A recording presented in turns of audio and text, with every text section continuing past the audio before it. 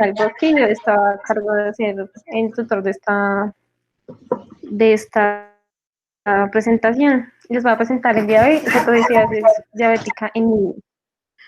Entonces, los artículos en los que me basé prácticamente fueron estos, en las guías de ISPAD, diferentes artículos de Pediatric Review y esta revisión que hicieron en la Universidad Javeriana. Entonces, como tal, el contenido de la charla se basa en estos ítems. Entonces, primero vamos a ver la definición, los criterios diagnósticos de cetoacidosis, la epidemiología mundial y también en Colombia, la fisiopatología, los factores de riesgo y también las causas, la presentación clínica, los laboratorios que se tienen que tomar, la clasificación, el manejo, los objetivos de la terapia, la resolución y los criterios del cuadro clínico, la monitorización, complicaciones, educación y seguimiento, y al final un caso para integrar todo lo aprendido durante la charla. Entonces, la definición de cetoacidosis como tal, entonces es una complicación aguda de la diabetes originada por un déficit absoluto o relativo en la insulina que produce una hiperglicemia y acidosis metabólica derivada del aumento de la oxidación de ácidos grasos dado pues en los cuerpos cetónicos. Tiene unos criterios que son estos. Tiene que haber una hiperglicemia, que se define como una glicemia mayor a 11 milimoles, o también más de 200 miligramos sobre decilitro, un pH de menor a 7.3 y un bicarbonato menor de 15 milimoles litro, que haya cetonemia y cetonuria. La cetonemia como tal, en la medición del beta-hidroxibutirato sanguíneo, más de 3 milimoles litro, y las cetonas en orinas que sean moderadas o grandes cantidades, que son más de 2 cruces en el uranálisis. También hay que tener en cuenta que hay veces que se puede presentar una cetoacidosis que no tenga tanta elevación de la glicemia, se refiere como una cetoacidosis glicémica, y sean niños que han consumido bajas cantidades de carbohidratos o que están parcialmente tratados. Pero de resto tienen los otros criterios y son importantes que uno que los tenga en cuenta y que tengan en cuenta que esto también puede presentarse.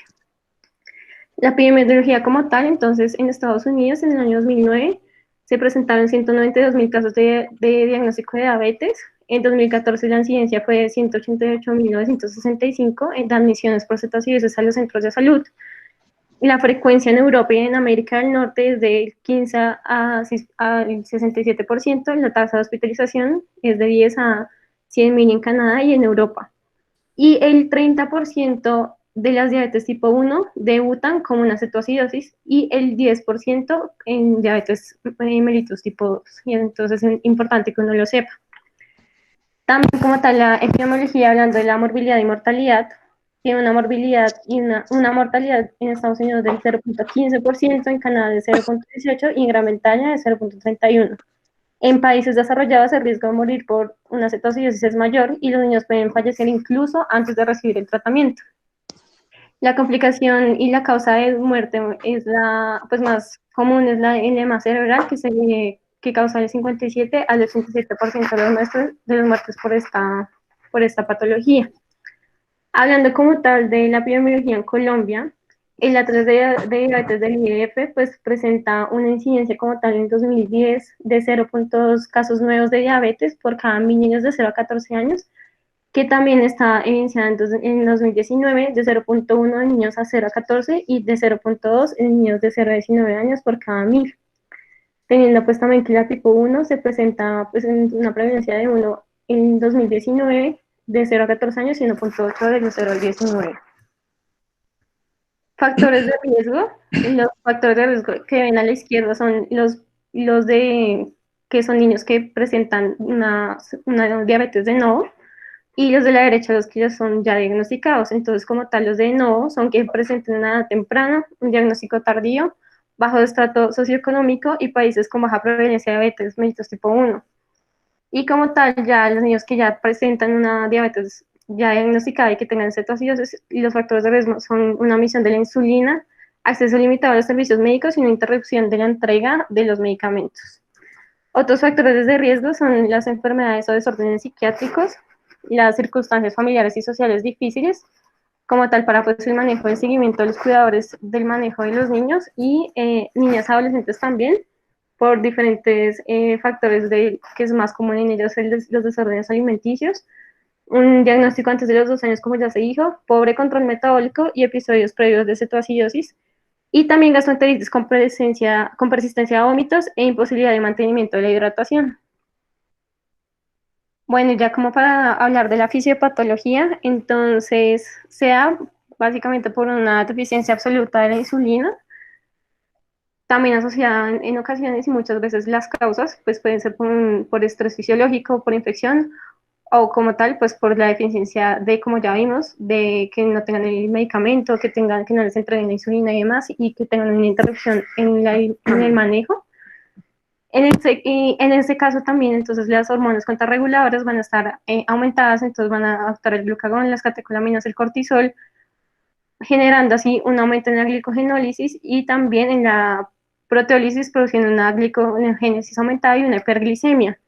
Paralelo a eso, también va a haber una lipólisis por un aumento, dado las hormonas contrarreguladoras en las acciones de las lipasas, que van a generar que haya un aumento de los ácidos grasos esterificados, los cuales son el precursor de las vías cetogénicas en el hígado, los cuales van a transformarse por medio de la coenzima acil-CoA, derivados y transportados mediante la carnitina a la mitocondria, donde van a generar y van a cursar con una beta-oxidación a acetil-CoA, que en condiciones normales pues irían al ciclo tricarboxílico o se utilizarían en la síntesis de lípidos. Sin embargo, como hay una gran cantidad de acil-CoA, estos saturan las vías metabólicas de la mitocondria y empezarían a generar una oxidación parcial a algunos a cuerpos cetónicos que son el acetoacetato y el 3-beta-hidroxibutirato. Estos van a ser de carga negativa, motivo por el cual van a empezar a, a tener un buffer con el bicarbonato y van a saturarlo también produciendo la acidosis que se presenta en la cetoacidosis como tal. Asociado a esto tenemos una glucosuria y una diuresis osmótica que va a ser una deshidratación y va al final de todo pues empeorar una función, pues tener una afección en la función renal y pues como tal en todo el cuadro.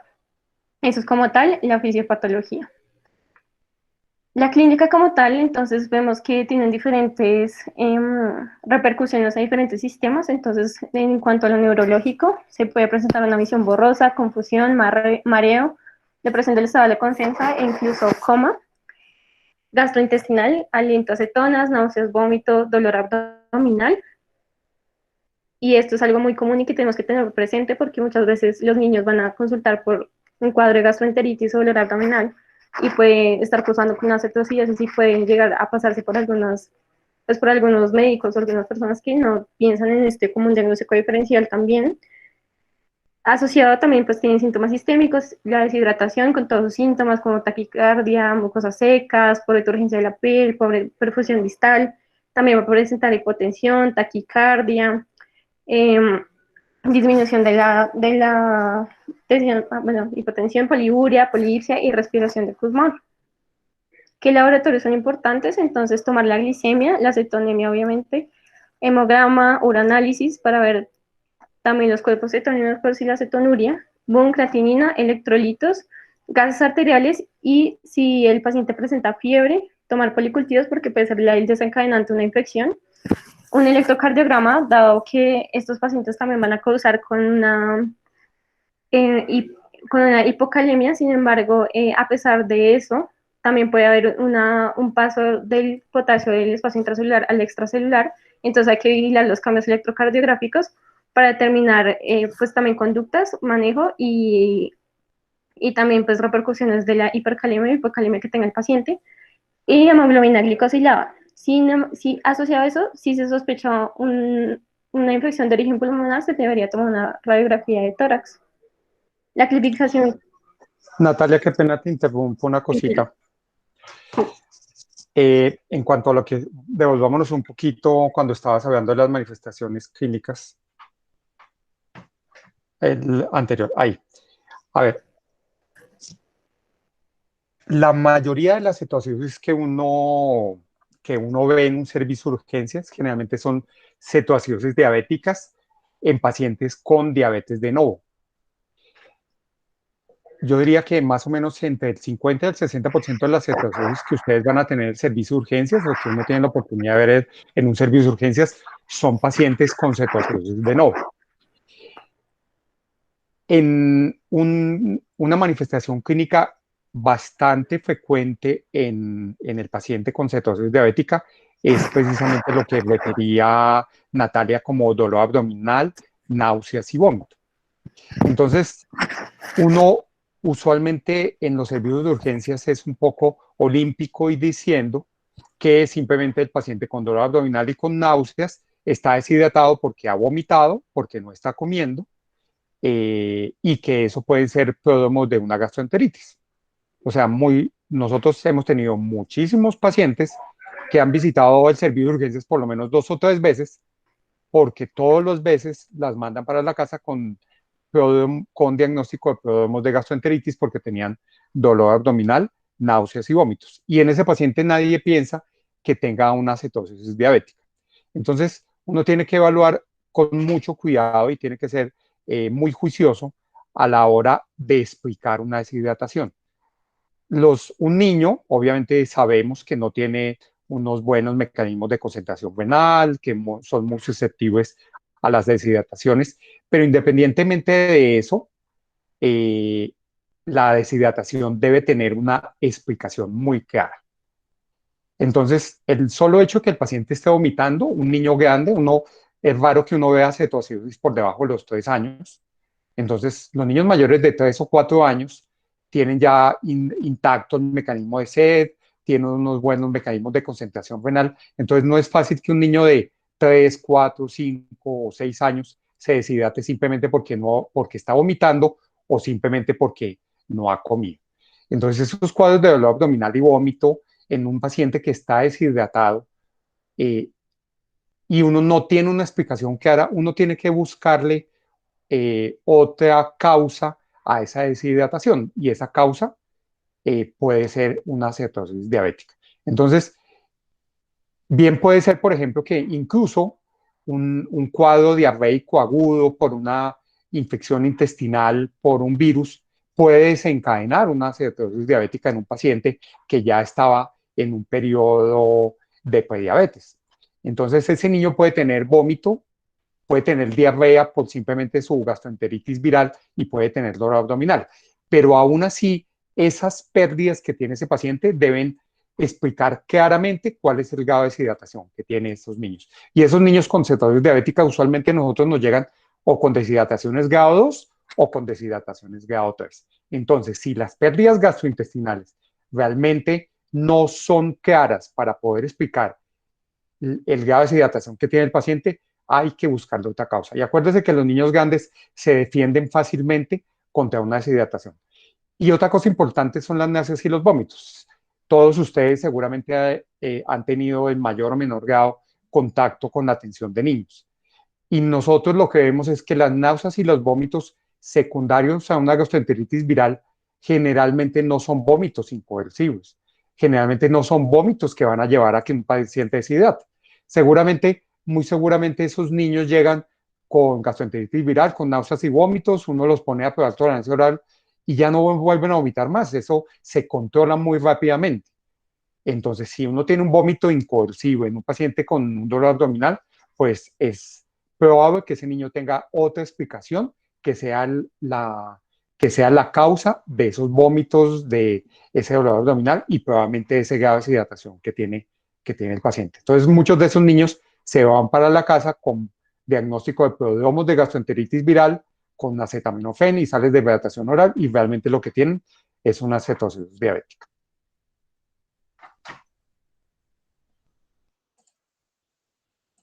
Sigue, Natalia. Listo. Entonces, para seguir, entonces en la clasificación se divide entre leve, moderada y grave o severa. Entonces, tiene que tener un pH menor a 7,3 para ser leve, menor a 7,2 para ser moderada y 7,1 para grave. Y un bicarbonato menor a 15 para ser leve, moderada menor de 10 y grave para menor de 15. Fórmulas que son de importancia pues en estos contextos, la LUNGAP, la brecha anémica, que se calcula con el sodio menos el cloro más el bicarbonato, La normal es de 12, más o menos 2 milimoles litro, pero en estos pacientes van a estar más o menos entre 20 y 30 milimoles litro. El sodio corregido, que pues ahí está la fórmula, el sodio más 2 veces la glicemia menos 5.6 sobre 5.6 milimoles, o el sodio más 2 veces la glicemia menos 100 sobre 100 miligramos de cilitro. Y la osmolaridad efectiva, que es 2 veces el sodio plasmático más la glucosa sobre 18. La normal debe ser de 275 a 295 milimoles litro. El manejo como tal de emergencias, entonces va a seguir los lineamientos del PALS e incluir, pues, claramente lo que ya dijimos, la toma de los laboratorios, la toma del peso y la talla, evaluar la severidad de la deshidratación, el estado de la conciencia y los accesos venosos. Entonces, iniciando como el manejo de líquidos, debe haber un reemplazo de fluidos que se debe hacer antes de iniciar la terapia de insulina, se debe hacer calcular el grado de deshidratación y los líquidos de mantenimiento y se puede corregir entre 24 y 48 horas. Como ya sabemos y lo hemos comentado en otras charlas, entonces los líquidos se pueden calcular, los líquidos basales se pueden calcular de diferentes formas, entonces aquí están las tres más comunes. El Holiday Cigar, que pues depende del índice de niño, pesa menos de 10 kilos, de 11 a 20, mayor a 20, y nos da para pues dividir en 24 horas. También está el Holiday Cigar simplificado, que es menor a, también se queda pues sea con las diferencias entre los pesos, pero ya nos da un goteo por hora y basado en la superficie corporal, que son niños mayores de 10 kilos, que es como tal 1500 mililitros sobre metro cuadrado sobre 24 horas, sabiendo que la fórmula de superficie corporal total es peso por 4 más 7 sobre 90 más el peso. Esta tabla es como tal ya lo que nos propone la ISPAD de fluidos de mantenimiento y de reemplazo de volúmenes basados en el peso del paciente, asumiendo un grado de deshidratación del 10%. Sin embargo, pues uno también la calcula de acuerdo al grado de deshidratación y pues al peso exacto que tiene cada paciente. Importante, los signos de deshidratación y clasificar el grado de deshidratación que tiene el paciente de acuerdo a los signos clínicos. Entonces, pues como ya sabemos y también ya hemos comentado, los signos que nos dicen si una es leve, si una deshidratación es leve, entonces casi todo va a estar normal, el estado de conciencia, la frecuencia cardíaca, respiración, la calidad de pulso, los ojos no van a estar hundidos en niños más pequeños, las fontanelas no, van a estar normales, van a estar presentes lágrimas, el pliegue cutáneo va a ser instantáneo, las extremidades van a estar calientes y el gasto urinario va a estar normal o levemente disminuido. Ya cuando es moderada, entonces el estado mental ya va a estar un poco irritable, va a estar un poco fatigado, la frecuencia cardíaca puede estar normal o aumentada, la respiración puede ser normal o también presentar taquipnea, la calidad del pulso va a estar aumentado, las membranas y las mucosas van a estar un poco secas, los ojos levemente hundidos, el pliegue pues igualmente va a ser el pliegue cutáneo va a estar un poco menor a 2 segundos, y las extremidades van a estar frías y el gasto urinario disminuido. Ya cuando es severa, va a haber un gasto urinario con anuria, las extremidades van a estar frías, el niño va a estar moteado, cianótico, el llenado capilar va a estar prolongado, va a estar letárgico, inconsciente, taquicárdico, la respiración va a estar con distrés o va a ser profunda, la calidad del pulso va a estar disminuido, va a ser filiforme y va a tener como síntomas más de choque. Entonces uno calcula los déficits estimados de fluidos de acuerdo al peso del niño, si es menor o mayor de 10 kilos. Entonces, si es mayor de 10 kilos, uno calcula si es leve 30, si es moderado 60 y severo 90. Y si es menor, 50 en leves, 100 en moderada y 150 en severo. Adicionalmente, cuando hay se debe hacer la resucitación hídrica, cuando el paciente no está en shock. Natalia, una cosita, qué pena interrumpirte. Cuando tú hablas de la presión arterial sistólica, fíjate que no mencionaste algo que es muy importante y que a veces desestimamos, y es la hipertensión arterial, ¿sí? Cuando tú hablas, por ejemplo, de presión sistólica en deshidratación moderada, tú estás hablando que es normal o disminuida, pero uno puede ver en los primeros estadios de la deshidratación que el paciente está hipertenso, ¿sí? Cuando el paciente está hipertenso, cuando tiene disminución del volumen efectivo circulante y disminución por ende del volumen latido, lo primero que se va a disparar es una respuesta simpática, y esa respuesta simpática que lleva a vasoconstricción puede producir una hipertensión arterial sistólica. Entonces, cuando ustedes vean un paciente hipertenso, una de las posibilidades no solamente es el dolor o que tenga fiebre, sino que tenga una disminución del volumen efectivo circulante.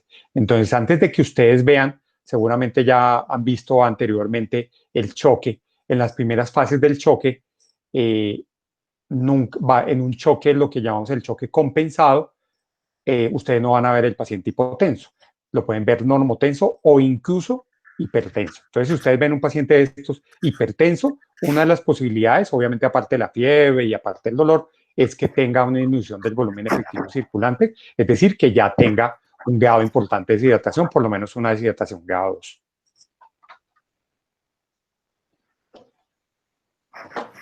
Dale, Natalia. Bueno, entonces, como ya les estaba comentando, entonces, de acuerdo a los líquidos, en la resucitación hídrica, cuando no es tan shock, pero es tan severo, se debe dar cargas de líquidos. Entonces, ya con soluciones isotónicas, solución salina normal en lactato de Ringer, 10 cc kilo por kilo, o 10 mililitros kilo, en 30 a 60 minutos y se repite de 5 a 30 minutos, según la necesidad de pues, restaurar la perfusión. Y cuando ya está como tal en choque, se dan bolos, que son de 20 mililitros kilo, y este debe ser rápido con un acceso de gran calibre. Cuando son ya unos déficits más leves, se deben dar el reemplazo por el déficit más el mantenimiento. También con soluciones isotónicas, solución salina normal o al medio. Y la ISPAD nos propone un método simplificado que se da después del bolo, que es solución salina al 0.675%, que se prepara 3/4 de solución salina y 115.5 milimoles de sodio en una infusión de 1 a 2.5 veces la de mantenimiento y después aumentar de 1 a 1.5 el de mantenimiento en las 24 horas siguientes o si resuelve como tal ya la acidosis. Entonces, hay como una fórmula que resume como tal los líquidos que se deben dar. Entonces, recordar que los líquidos que se calculan basales son por 24 horas y lo que se calcula en cetoacidosis son por 48. Entonces son 2 veces los líquidos basales más el déficit menos la reanimación hídrica si fue por cargas. Todo eso sobre 48 horas. Después sigue el manejo de la insulina. Entonces se inicia con 0.05 a 0.1 unidades kilo hora, al menos 1 hora después de iniciar los líquidos endovenosos y no sean bolos. Al final la insulina va a ser lo que nos va a restaurar el metabolismo celular normal y que pues va a pues, parar la lipólisis y la cetogénesis y pues consiguiente va a neutralizar, pues normalizar las concentraciones de glucosa en sangre. Natalia, dos preguntitas. ¿Por qué no debemos darle la insulina en bolo y por qué debemos iniciar la insulina por lo menos 1 hora después de la rehidratación? Bueno, la insulina no se puede dar en bolo porque puede hacer una disminución de la presión osmótica rápida y también porque puede exacerbar la hipocalemia. Y como tal, se da 1 hora después porque parte también de la hiperglicemia es el estado que está en deshidratación del paciente. Entonces también se puede corregir con eso. Bueno, eso está bien, pero vamos a adicionarle dos cosas. Primero, la insulina, el goteo de insulina, debemos iniciarlo después de haber repuesto o haber mejorado el estado de hidratación. ¿Qué pasa si tú mejoras el estado de hidratación sin, o sea, qué pasa si tú inicias la infusión de insulina sin haber mejorado el estado de hidratación? Lo que haces es empeorar el estado hemodinámico del paciente. Entonces, es muy importante que iniciemos la hidratación, sobre todo si el paciente tiene una deshidratación grado 2 o grado 3. Si tiene una deshidratación grado 3 y tú le inicias insulina, lo que haces es empeorarlo hemodinámicamente. Y el problema de los bolos de insulina realmente la contraindicación es una contraindicación relativamente reciente. Si tú lees las guías de la ISPAD, las recomendaciones del ISPAD de más o menos el 2012, 2013, todavía se recomendaba el bolo. El bolo la evidencia ha demostrado que se relaciona con la incidencia de edema cerebral, ¿sí? Entonces, claro, es importante la hipocalemia, ¿sí? Es importante porque, claro, al momento en que tú le pones el bolo, a menos de que tú tengas un acceso a unos gases venosos con electrolitos, probablemente no tengas todavía acceso a los niveles de potasio que tiene ese paciente. Entonces, claro, si tú le pones el bolo de insulina, probablemente la hipocalemia va a empeorar. Pero la principal razón por la cual la SPAD desaconsejó el bolo de insulina es porque la evidencia demostró que eso aumentaba el riesgo de edema cerebral. Bueno. Sí, sí, por eso es que dije que también disminuía rápidamente la presión osmótica, entonces también eso lo exacerbaba. Pero bueno, sí, sí, señor. Listo. Entonces, también algo que puede pasar es que pues, en el manejo de la insulina podemos llegar a una hipoglicemia. De acuerdo a los valores de la glicemia que se van dando en el manejo, entonces uno pone insulina dextrosa, perdón, del 5% cuando baja de 250 a 300 y el 10% si baja más de 200 miligramos de sellito. También hay una opción que se puede dar cuando no se ha podido realizar un acceso endovenoso en una cetoacidosis no complicada, que es el manejo con insulinas subcutáneas. Entonces están las insulinas de corta acción, que se pueden iniciar a 0.3 unidades kilo, a la hora se dan de 0.1 unidades kilo o 0.15 a 0.2 unidades kilo cada 2 o 3 horas. También se puede dar la insulina regular de 0.8 a 1 unidades kilo por 24 horas divididas en 6 dosis, o sea, cada 4 horas, y generar un ajuste del 10 al 20% según necesidad. Recordar que las insulinas, pues que hay de rápida acción, entonces está la Lispo, la Aspar, glulicina, con un periodo de acción de inicio de acción de 15 minutos y un pico de 0.5 a 1.5 y una duración de 4 a 6 horas. También es importante saber que la infusión que damos como tal de la insulina cristalina, esa se va a inactivar de 4 a 6 horas. Entonces es algo que también que tenemos que tener en cuenta en el momento en el que estamos iniciando la terapia y cómo se la vamos a seguir, que tenemos que tener presente el periodo en el que va a durar la insulina sin efectiva. Y también pues está la de corta acción, que es la regular, con un periodo de acción de inicio de acción de 30 a 60 minutos, un pico de 2 a 3 horas y de duración efectiva de 8 a 10, de 8 a 10 horas.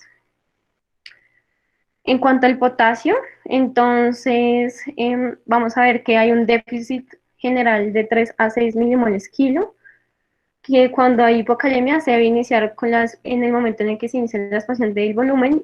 Si hay hipercalemia, no se debe administrar antes de que salga una micción y se inicia más que todo de 40 milimoles litro o 20 milimoles litro si los líquidos endovenosos son mayores a 10 mililitros kilo hora, tomando claro está el electrocardiograma. Se ve que pues el potasio cambia de su concentración debido a que en este estado, como hay un paso del agua intracelular al espacio extracelular, va a haber un aumento en la concentración de potasio intracelular. Y de esta forma, y también potenciado por la acidosis, la glicogenólisis y la proteólisis, este también va a tener un flujo extracelular pues en este contexto. Tener en cuenta, pues en el potasio, los cambios electrocardiográficos, hipercalemia, las ondas T elevadas, las ondas T picudas, un P reducido, una amplitud aumentada del QRS y también la hipocalemia, una TB plana o invertida, un ST deprimido y las ondas U también. El fosfato, como tal, se ve alterado si ocurre una reanimación prolongada endovenosa por más de 24 horas y si no hay ingesta de alimentos, que puede repercutir en disminución del ATP intracelular y como tal no se repone generalmente a pesar de que, a menos, perdón, que hayan síntomas como son la encefalopatía metabólica, alteración en la contractilidad miocárdica, una falla respiratoria, miopatía, disfagia, hilo o trombocitopenia. Pero igual esto va a irse corrigiendo conforme uno va tomando las otras acciones que ya mencionamos anteriormente. El manejo como tal del bicarbonato no se recomienda y hay algunas excepciones. Cuando hay hipercalemia, cuando hay acidosis severa con un pH menor a 6.9 que genera un compromiso en la contractilidad y se pone de 1 a 2 milimoles kilo por 60 minutos. Como tal, en la cetoacidosis no hay un déficit de bicarbonato, sino que este está siendo consumido tratando de hacer un buffer entre los cuerpos cetónicos. Y este como tal es el algoritmo de manejo que nos propone la ISPAT para el manejo y la aproximación de pues, los pacientes con cetoacidosis. Entonces, obviamente, la historia clínica, los síntomas de la polidipsia, poliuria, enuresis, pérdida de peso, vómito y todo lo que ya comentamos, los signos clínicos de deshidratación, de respiración de Kussmaul, los laboratorios, entonces, que hayan cetonas en orinas, acidemia. Como tal, esos ya son los 3 criterios que comentamos al principio para determinar que un paciente tiene diagnóstico como tal de cetoacidosis. Entonces se determina si está en choque, si está en grado mínimo de deshidratación o si está como en una franca deshidratación, en una deshidratación entre lo severo y lo leve. Entonces, si está en choque, pues como tal el manejo de choque, entonces hacemos.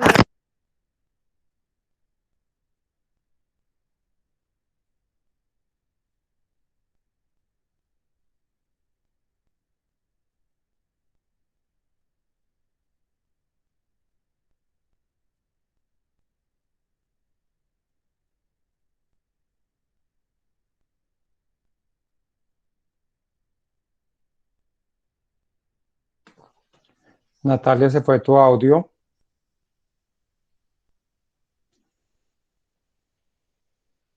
¿O soy yo? Natalia.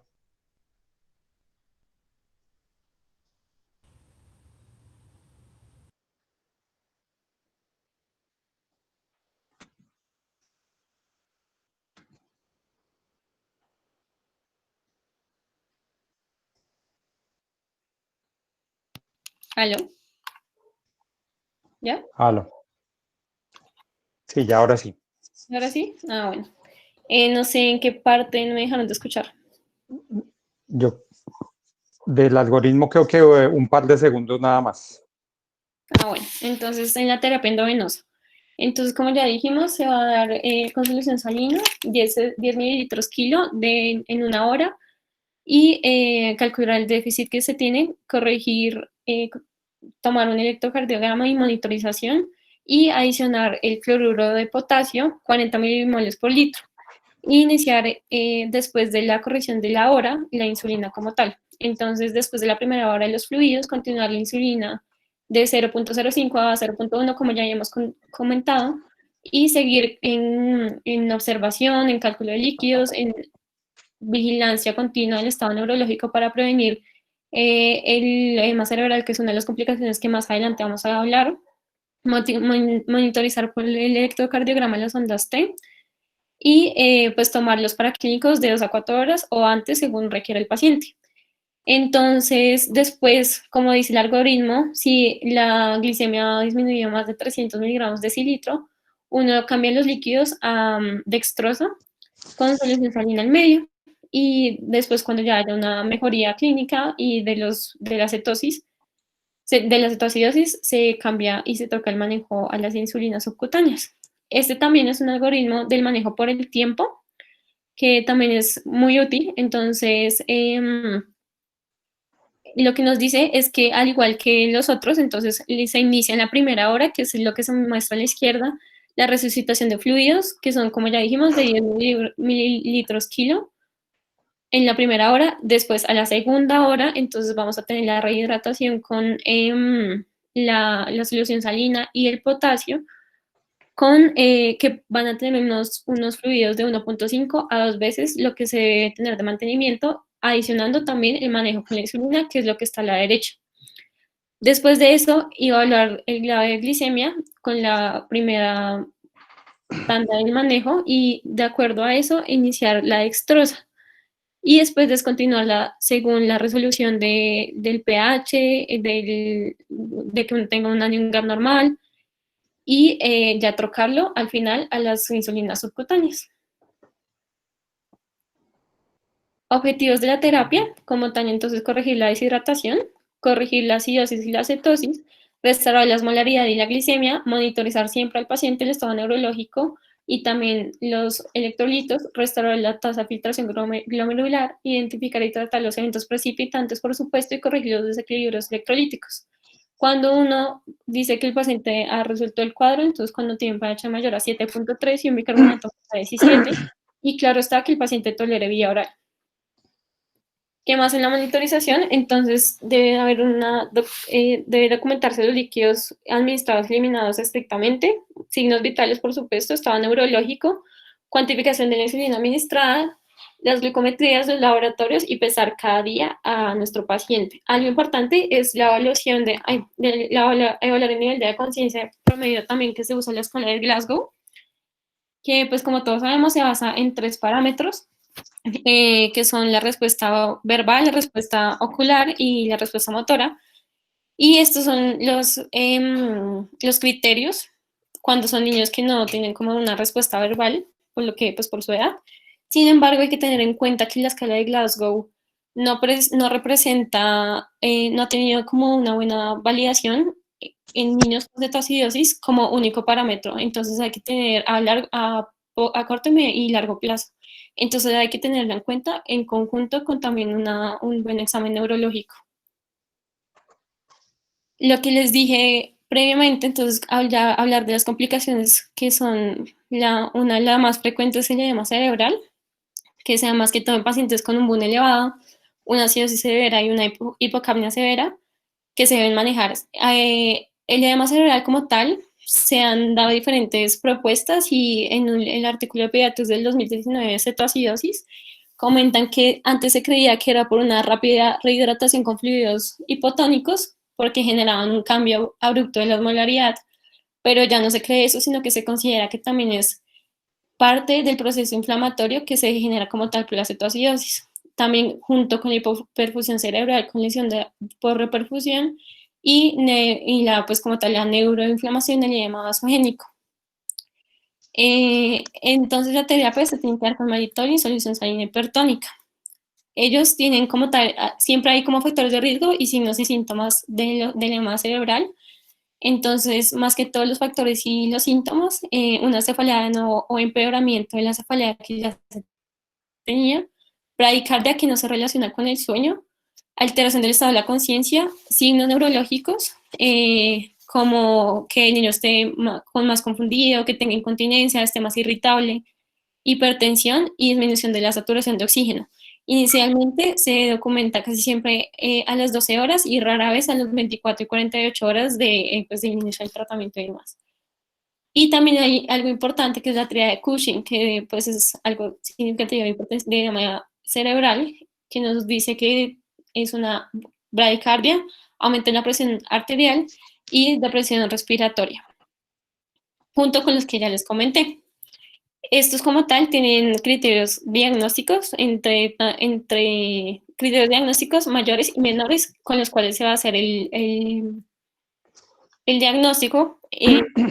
Se dan con 2 criterios mayores que pueden ser alteración del estado de la conciencia, bradicardia sustancial menos de 20 latidos por minuto e incontinencia inapropiada para la edad.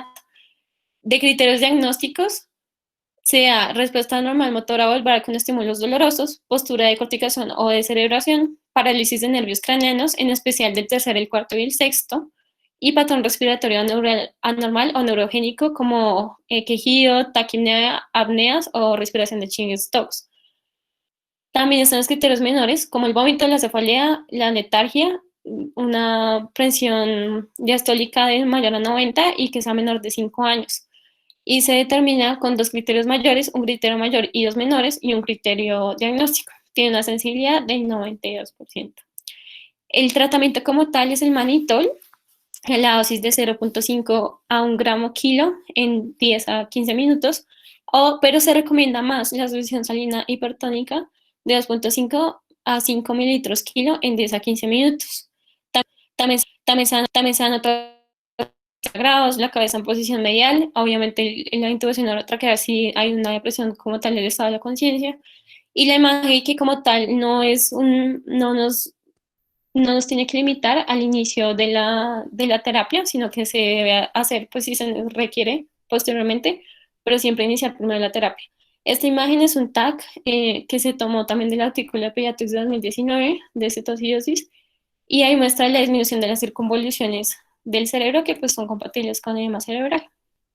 Y otra complicación es el estado hiperosmolar hiperglicémico, que tiene estos criterios diagnósticos. Ya es una glicemia más de 600 miligramos de decilitro, un pH venoso y arterial menor de 7.25, 7.3, bicarbonato de 15, cetonuria leve y cetonemia leve ausente, osmolaridad plasmática de 320 y pues alteración ya como tal del estado de la conciencia y convulsiones. Estos niños están como más deprimidos neurológicamente. Y pues el manejo es similar, pues igual, iniciar insulina a la dosis de 0.025 a 0.5 unidades kilogramo, una vez se disminuye la glicemia, menos de 3 con líquidos. Algo importante también es tener la educación y seguimiento. Estos como tal son algoritmos que algunos proponen para el seguimiento de los cuidadores y de los padres que tienen estos niños, que muchas veces son ya como diabéticos y presentan esto que se llama días enfermos. Entonces es un algoritmo que les dice qué hacer y también cuándo consultar ya a un servicio médico. Entonces es por medio de diferentes pasos. El primero es mirar la glucosa cada 3 a 4 horas hasta que el niño se sienta bien. El segundo es dar corrección con insulinas de rápida acción cada 3 a 4 horas, basadas obviamente en la glucometría. Si el paciente, aunque el niño no esté comiendo, también ver las cetonas en orina. Eh, Promover a que el niño tome agua, idealmente una onza, que son 30 cc o 30 mililitros por año, en pequeñas cantidades y que sean frecuentes. Si la glicemia ya es mayor o igual a 200, dicen que no se deben dar bebidas que tengan azúcar, y cuando es menor a 200 se deben dar bebidas con azúcar. Y factores que garantizan una evaluación por un médico, entonces cuando persista el vómito y que no tolere vía oral, y cuando tenga un nivel de cetonas elevados en orinas y que presente alteraciones del estado de la conciencia, por supuesto, alteraciones en la respiración y imposibilidad de determinar el algoritmo, el manejo y los seguimientos del algoritmo. Esta es una tabla informativa para los pacientes y para los papás que básicamente dice lo que dije anteriormente, y es una buena alternativa pues en los pacientes que ya tienen diagnóstico de diabetes y presentan esos días que los predisponen a presentar la condición. Adicionalmente, aquí ponen algo importante, y es que llaman a el número que es del hospital infantil. Como tal, este folleto es del Hospital Infantil de Nashville, Tennessee, y pues ese es el número que deben llamar los familiares para, pues en caso de que el niño se sienta mal y no tenga una corrección con las medidas dadas. Adicionalmente, ellos dan información de los pacientes que tienen bomba para dar manejo, dado el caso que tenga una glucometría de 240 con insulina inyectada, y continuar con el manejo basal, y también cuando son solamente con inyecciones, dar siempre la insulina basal. Entonces, para finalizar y para integrar como todo lo que se habló, les tenemos este caso, que es un caso de un niño que se los voy a comentar primero y ustedes nos van a ayudar a resolverlo. Entonces, es el caso de un niño de 3 años que consultan por 5 días de polidipsia y poliuria, y en 24 horas presentó vómitos, dolor abdominal, sin otros antecedentes ni pues otra sintomatología. Al examen físico, el niño pesa 12.5 kilos, está irritable, tiene un llenado capilar prolongado, lágrimas escasas y extremidades frías. Los signos vitales pues nos muestran una taquicardia, una taquipnea, y pues de resto pues ninguna otro hallazgo significativo por ahora. Una glucometría de 530 miligramos de cilitro, unos gases con un pH de 7,1 y un bicarbonato en 7, y un análisis así que le tomaron con una cetonuria y una glucosuria. Entonces, ¿quién puede decirme qué grado de deshidratación tiene? ¿Qué órdenes médicas le darían? Los laboratorios. ¿Cuántos líquidos le pondríamos si le iniciamos una de la insulina y si le iniciamos el potasio? ¿Quién le gustaría comentarnos?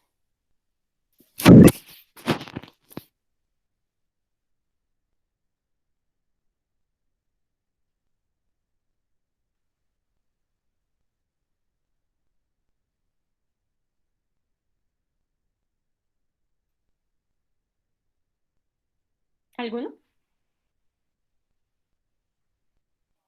Rosa escribió deshidratación severa, grave. O sea, sería grado 3.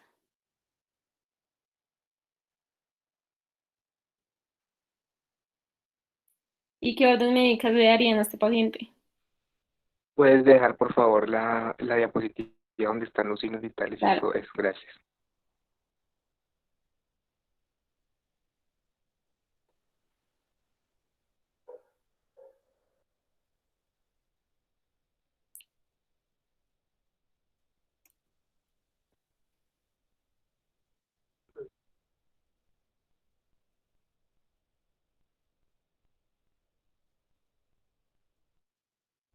Inician primero la insulina, ¿a cuántos líquidos le van a poner? ¿Qué hacemos con ese paciente? Pues, inicialmente, pues sí, yo estoy de acuerdo con que tiene una deshidratación grado 3.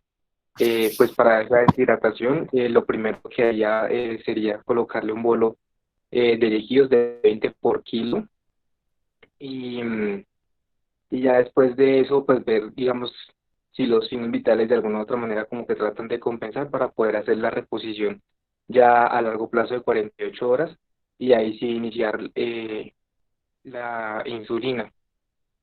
Em, Bueno. ¿Será? ¿Le inicias de una vez el potasio? Em, pues yo pensaría en este momento que no. Y pues, bueno, lo otro es que si tenemos los gases arteriales, pues ese me daría un estimativo del potasio, entonces también me serviría para saber si se lo inició o no, pero pues, o sea, inicialmente ahorita no creo que, que, que se deba iniciar, a pesar de que venga con poliuria, ¿no? Pero pues igual, de todas maneras, con el grado de deshidratación y pues como está el paciente, no pensaría en iniciar de una vez el potasio. Bueno, listo. Entonces, las órdenes a la primera hora son estas. Entonces, obviamente monitorizar al paciente, vigilar las ondas T, nada bioral, tomar 2 accesos venosos, tomar los laboratorios que ya dijimos, o sea, todos, y uranálisis, hemograma, función renal, electrolitos. Y la solución salina tiene que ser 10 ese kilo. ¿Por qué? Porque el paciente no está en choque y pues sí, tiene una deshidratación severa, es grado 2 porque igualmente tiene lágrimas, está un poco frío, pero no está estupuroso, nada, está irritable. Entonces sería una grado 2. Igualmente, pues no, a pesar de que sea algo que faltó por preguntar es si el paciente había tenido la última micción. Y acuérdense de que les comenté que siempre es importante iniciar el potasio en conjunto con la exposición del volumen si el paciente ha tenido la micción, ¿listo? Entonces, la solución salina 125 porque son 10 ese kilo y el Perdón, cloruro de potasio, Natalia, dime, ¿no?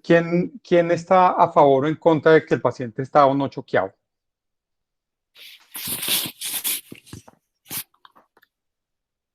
A mí me parece que está en shock.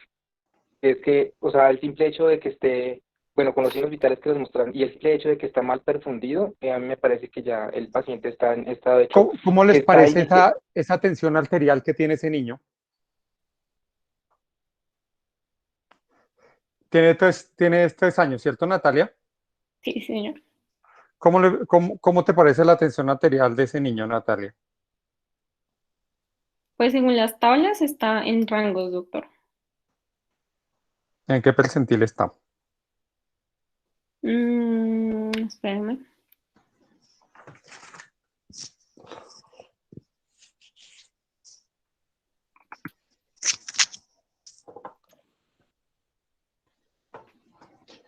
Está taquicárdico, ¿cierto? Sí, está taquicárdico y taquimédico. Y está mal perfundido. Sí, ¿Cómo están los pulsos? están aumentados. Ujú. O sea, tiene pulsos altones. Sí, están en una deshidratación grado 2. Exacto, ya está empezando a compensar el shock, o sea, están en el estado inicial de shock.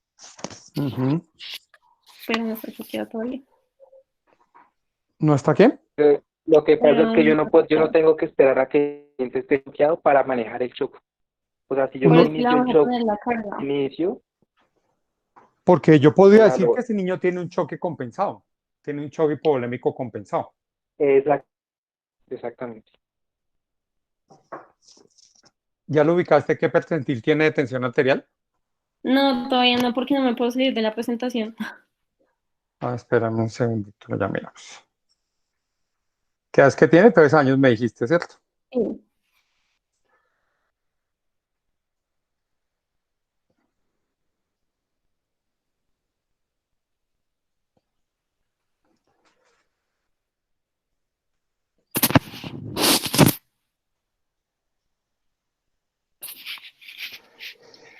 Mira, para un niño de 3 años, suponiendo que tiene una talla más o menos en percentil 50, eso te da por encima del percentil 95.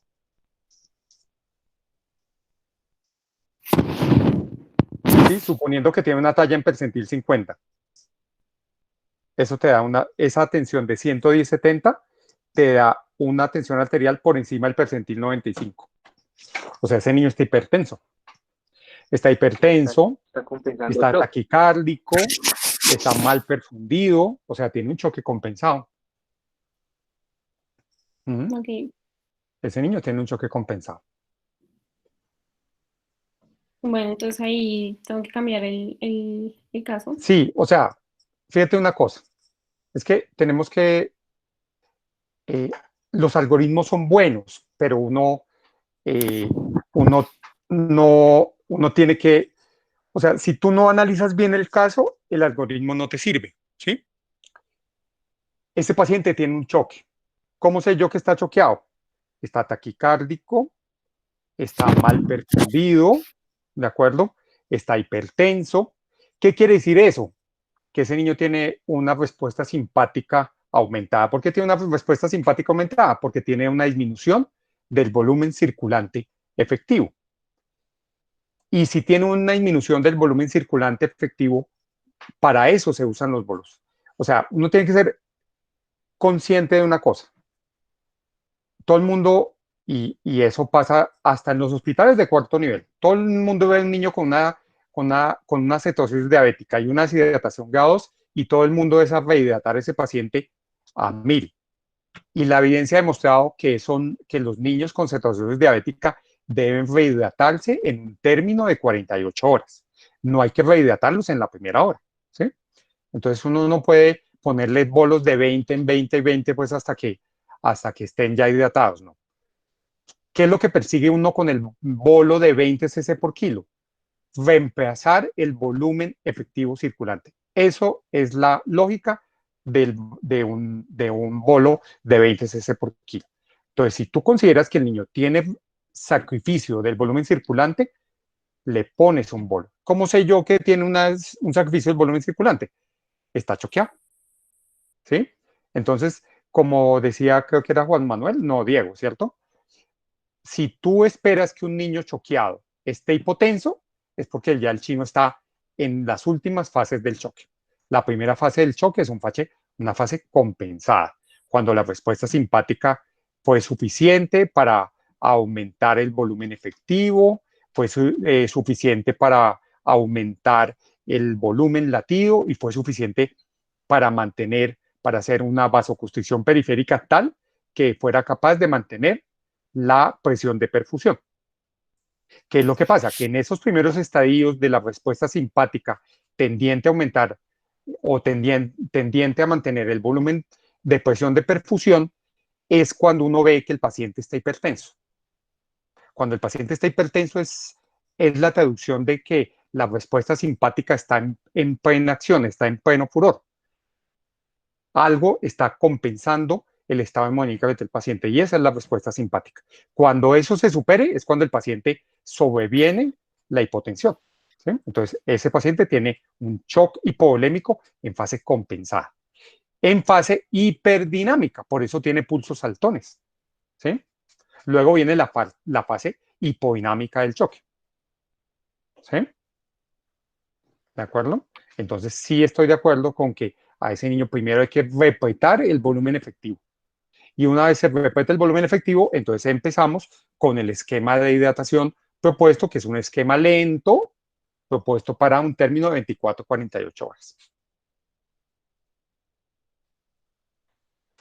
Entonces, bien lo dijiste tú al principio, Natalia, siempre que tenemos un paciente con una cetosis diabética, lo primero que debemos hacer es enfocarlo de acuerdo entonces acuérdense del triángulo de evaluación pediátrica, ¿sí? El enfoque del paciente crítico.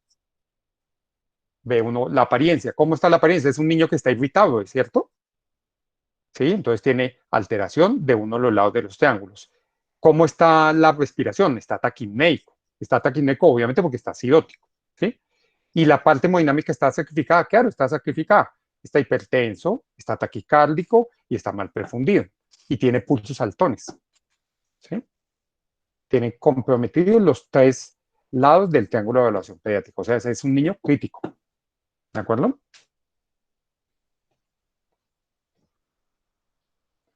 Bueno, sigue Natalia.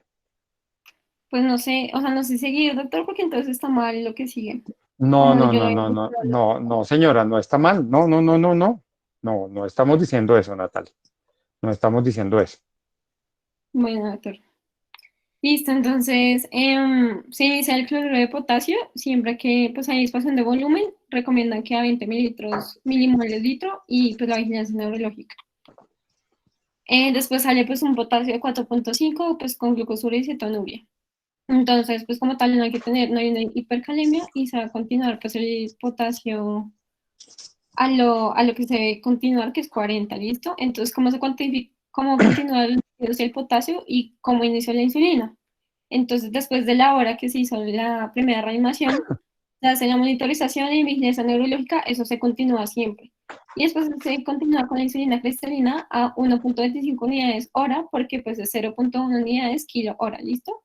Y la solución salina a 59.8 cc hora y el cloruro de potasio.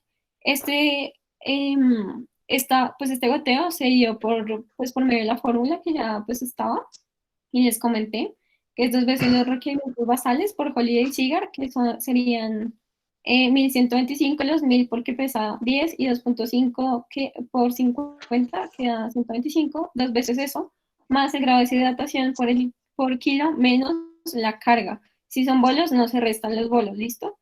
Sobre 48 horas y eso es lo que nos da el goteo. Y después a las 2 horas la glicemia de 300 miligramos de cilitro, un pH de 7.3 y un bicarbonato de 15. Ya viendo lo de la glicemia se determina pues continuar la dextrosa al 5% y la solución salina al medio, siempre con la insulina cristalina todavía pues en infusión, porque esa nunca se debe suspender, listo. Hacer su seguimiento con la monitorización del estado neurológico y pues los paraclínicos de 4 a 6 horas. ¿Hasta cuándo? Hasta que hasta metas de resolución y tolerancia a la vía oral. ¿Listo?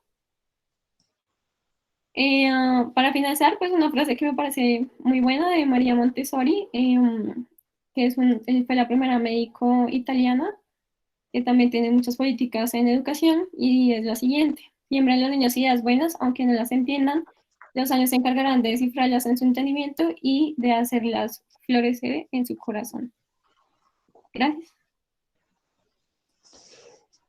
Natalia, 2 cositas.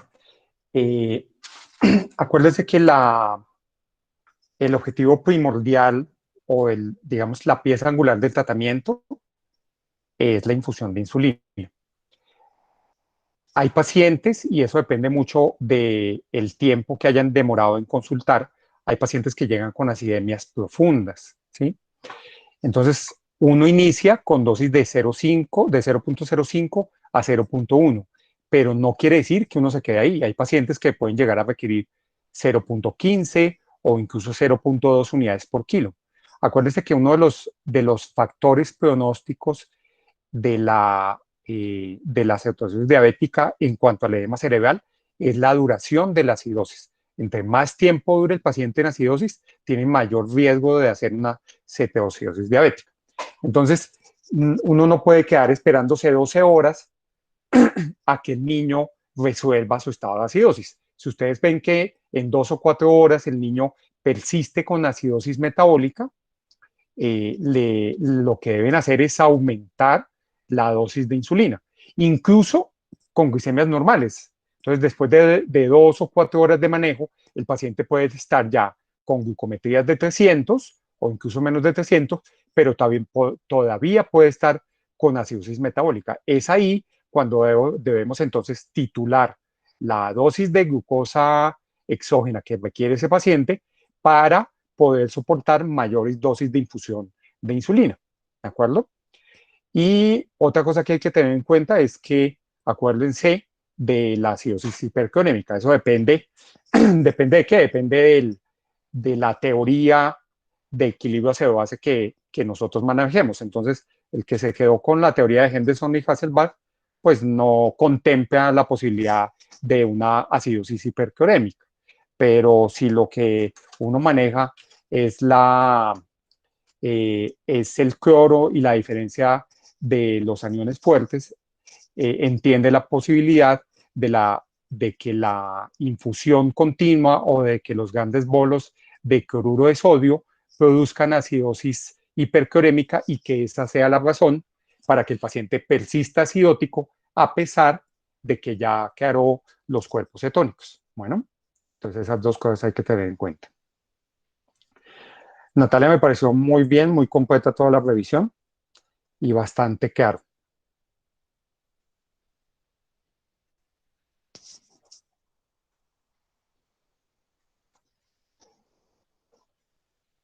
Ay, no alcancé a ver la pregunta. Natalia, aquí Rosa Mercedes pregunta ¿por qué es necesario esperar la micción antes de colocar potasio? Natalia.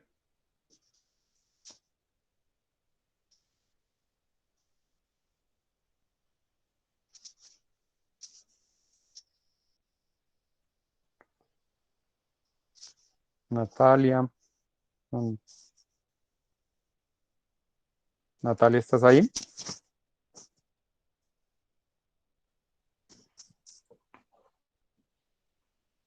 Aló.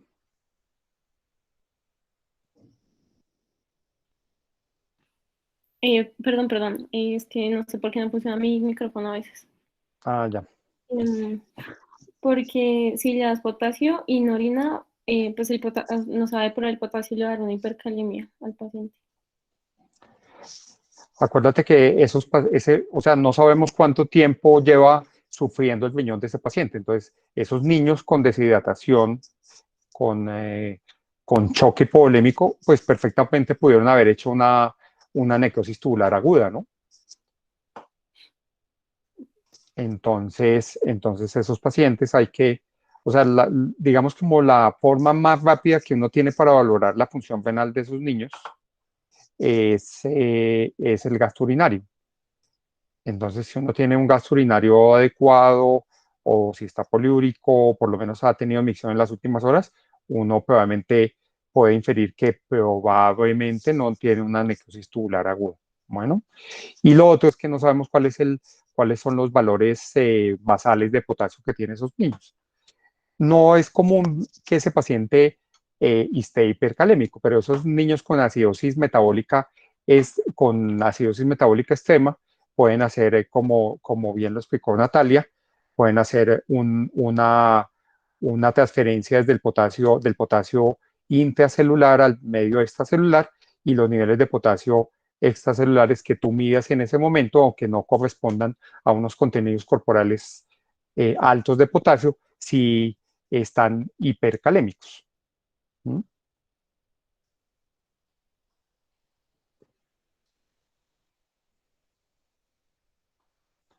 Bueno, muy bien. ¿Alguna otra pregunta?